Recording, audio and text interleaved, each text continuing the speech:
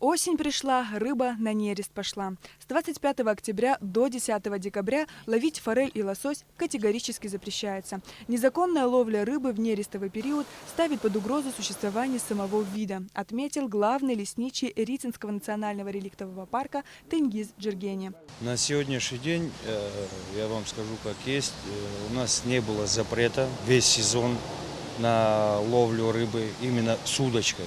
Я подчеркиваю, с удочкой. Вот. Но с 25 числа официально у нас закрывается ловля рыбы до 10 декабря. Почему? Потому что первые дни, вот сейчас вот начало у нас идет икромет форели, и начинается у нас икромет лосось.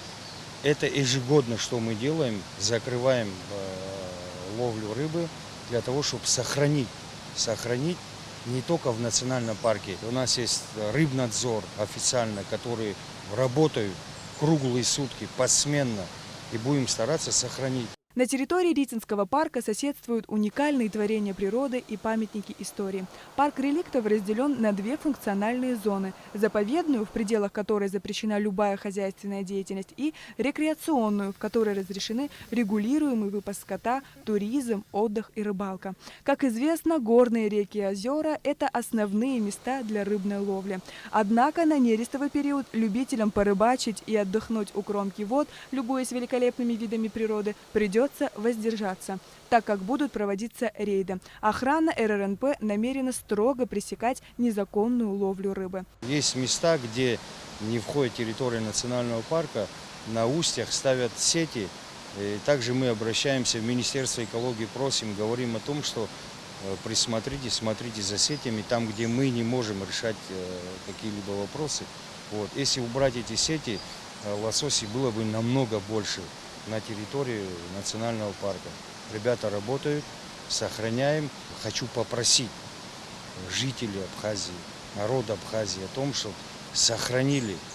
Пусть будет больше популяции лососей.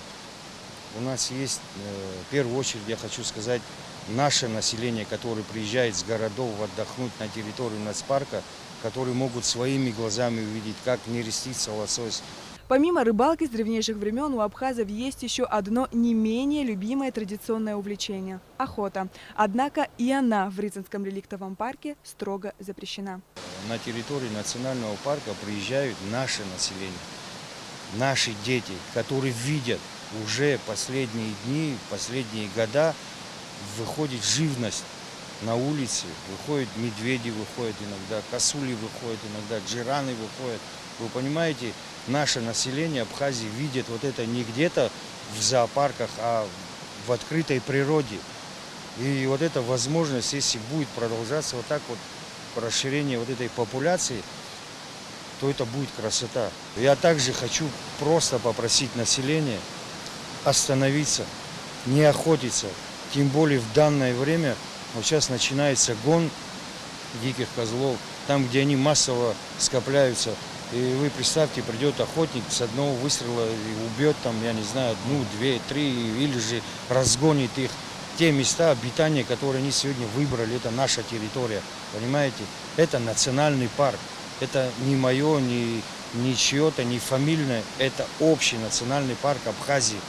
Также с 25 октября инспекторы лесничего хозяйства совместно с сотрудниками КПП Рица усилят контроль на пропускном пункте, чтобы исключить проезд людей с оружием в заповедник. Сария Кварацхеля, Алексей Агухава, Абхазское телевидение.